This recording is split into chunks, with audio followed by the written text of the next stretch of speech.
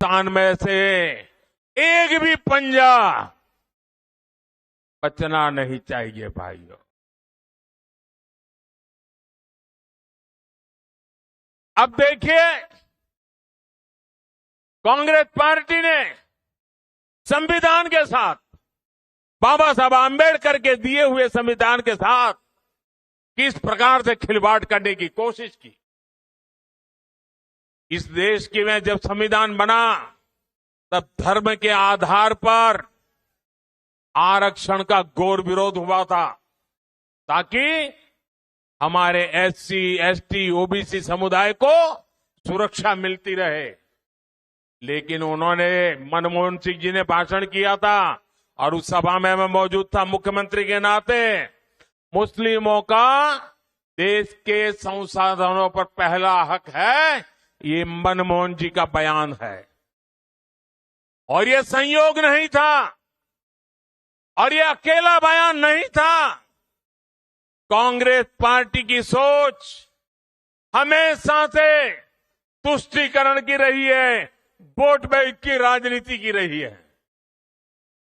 2004 में जैसे ही कांग्रेस की केंद्र में सरकार बनी, उसके सबसे पहले किए गए कामों में था, सबसे पहला काम था चुनाव जीतने के बाद आंध्र प्रदेश में एससी, एसटी के रिजर्वेशन में से कमी करके मुसलमानों को रिजर्वेशन देने का प्रयास। ये एक पायलट प्रोजेक्ट था जिसे कांग्रेस पूरे देश में आजमाना चाहती थी।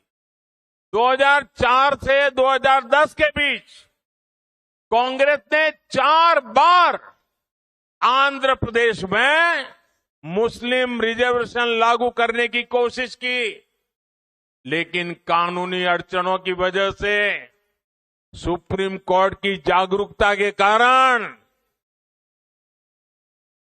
वो अपने मंसूबा जो लेके चले थे वो पूरे नहीं कर पाए। 2011 में कांग्रेस ने इसे देश में लागू करने की कोशिश की। एससी, एसटी को और ओबीसी को मिला हुआ अधिकार छीन करके वोट बैंक की राजनीति के लिए औरों को देने का खेल किया। कांग्रेस ने इतने प्रयास ये जानते बूझते किए, ये सब संविधान की मूल भावना के खिलाफ था। लेकिन कांग्रेस ने संविधान की परवाह नहीं की, बाबा साहब आंबेडकर की परवाह नहीं की। जब कर्नाटका की बीजेपी सरकार ने, जब हमें मौका मिला तो हमने पहला काम किया, उन्होंने जो एससी, एसटी से छीन करके मुस्लिम कोटा निकाला था उसको हमने खत्म कर दिया और जिनका हक था उनका हित सुरक्षित रखा।